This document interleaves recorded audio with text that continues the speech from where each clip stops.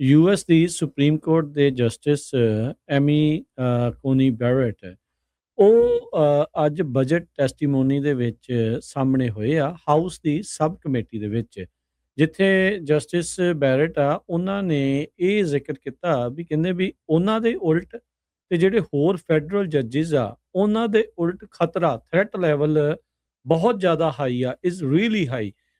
ਤੇ ਵੀ ਕਹਿਣ ਤੋਂ ਭਾਵ ਵੀ ਉਹਨਾਂ ਦੀ ਜਾਨ ਨੂੰ ਖਤਰਾ ਜਿਹੜਾ ਉਹ ਦੱਸਿਆ ਜਾ ਰਿਹਾ ਆ।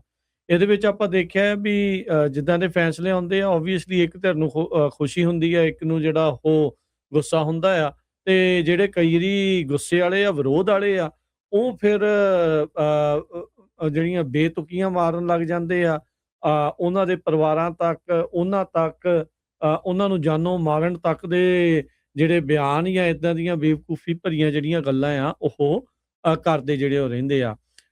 ਜਸਟਿਸ ਬੈਰਟ ਤੇ ਜਸਟਿਸ ਅਰੀਨਾ ਕੇਗਨ ਇਹ ਪਹਿਲੇ ਸੁਪਰੀਮ ਕੋਰਟ ਦੇ ਜਸਟਿਸ ਬਣੇ ਆ ਜਿਨ੍ਹਾਂ ਨੇ ਕਾਂਗਰਸ ਦੇ ਮੋਹਰੇ 2019 ਤੋਂ ਬਾਅਦ ਚ ਜਾ ਕੇ ਟੈਸਟੀਫਾਈ ਕੀਤਾ ਹੈਗਾ ਆ।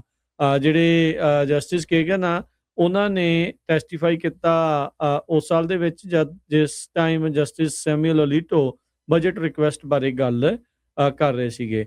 ਸੁਪਰੀਮ ਕੋਰਟ ਕਾਂਗਰਸ ਨੂੰ ਕਹਿ ਰਿਹਾ ਆ ਵੀ ਭਾਈ 228.4 ਮਿਲੀਅਨ ਡਾਲਰ 2027 ਦੇ ਵਿੱਚ ਸੁਪਰੀਮ ਕੋਰਟ ਦੀ ਸੁਰੱਖਿਆ ਦੇ ਵਿੱਚ ਲਗਾਏ ਜਾਣ, ਜੋ ਕਿ ਆਲਰੇਡੀ ਜੋ ਅਪਰੋਪਰੀਏਟ ਕੀਤਾ ਗਿਆ ਰਕਮ ਆ ਉਸ ਦੇ ਨਾਲੋਂ 10% ਵੱਧ ਹੈਗਾ ਆ।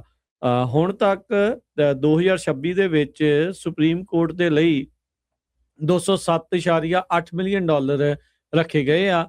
ਉਹਨਾਂ ਦੀ ਸਪੈਂਡਿੰਗ ਤੇ ਸਿਕਿਉਰਿਟੀ ਰਿਲੇਟਡ ਮੈਜਰਸ ਆ ਉਹਨਾਂ ਨੂੰ ਜਿਹੜਾ ਉਹ ਲੈ ਕੇ, ਸੋ ਕਹਿੰਦੇ ਵੀ ਇਹ ਜਿਹੜੇ ਸਟੈਟਿਸਟਿਕਸ ਆ ਇਹ ਤੁਹਾਨੂੰ ਵੇਖਣ ਨੂੰ ਅਜੀਬ ਜਿਹੇ ਜਿਹੜੇ ਉਹ ਲੱਗਦੇ ਆ, ਅਬਸਟਰੈਕਟ ਜਿਹੜੇ ਉਹ ਲੱਗ ਰਹੇ ਆ, ਪਰ ਜਦੋਂ ਤੁਸੀਂ ਇਸ ਦੇ ਰਿਸੀਵਿੰਗ ਐਂਡ ਤੇ ਹੁੰਦੇ ਆ ਤਾਂ ਫਿਰ ਉਦੋਂ ਇਹ ਅਜੀਬ ਨਹੀਂ, ਇਹ ਇੱਕ ਬਹੁਤ ਡਿਫਰੈਂਟ ਸਟੋਰੀ ਜਿਹੜੀ ਉਹ ਬਣ ਜਾਂਦੀ ਆ।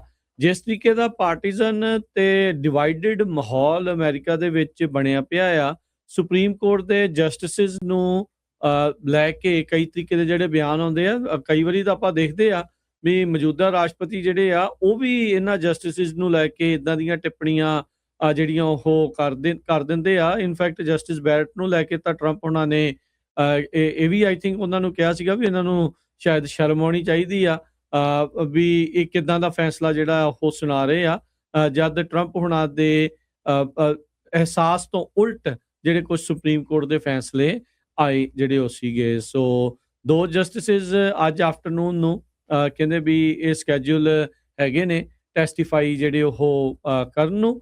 ਸੋ ਕੁੱਲ ਮਿਲਾ ਕੇ 512 ਇਨਵੈਸਟੀਗੇਸ਼ਨਸ ਕੀਤੀਆਂ ਗਈਆਂ, ਜਿਹੜੇ ਖਤਰੇ ਸੀਗੇ ਜਾਂ ਧਮਕੀਆਂ ਸੀਗੀਆਂ ਜਾਂ ਫੈਡਰਲ ਜੱਜਿਸ ਦੇ ਜਿਹੜੇ ਉਲਟ। 2025 ਦੇ ਵਿੱਚ ਇਹ 807 ਇਨਵੈਸਟੀਗੇਸ਼ਨਸ ਜਿਹੜੀਆਂ ਉਹ ਹੋਈਆਂ ਸੀਗੀਆਂ। ਇਨਵੈਸਟੀਗੇਸ਼ਨਸ ਪਹਿਲਾਂ ਦੇ ਨਾਲੋਂ ਨੰਬਰ ਤਾਂ ਜਿਹੜਾ ਉਹ ਘਟਿਆ ਆ, ਪਰ ਇਹਨਾਂ ਦੇ ਕਹਿਣ ਦੇ ਮੁਤਾਬਕ ਕਹਿੰਦੇ ਵੀ ਖਤਰਾ ਪਹਿਲਾਂ ਦੇ ਨਾਲੋਂ ਹੋਰ ਜ਼ਿਆਦਾ ਵੱਧ ਚੁੱਕਾ ਹੈ। ਜੀ ਬਿਲਕੁਲ।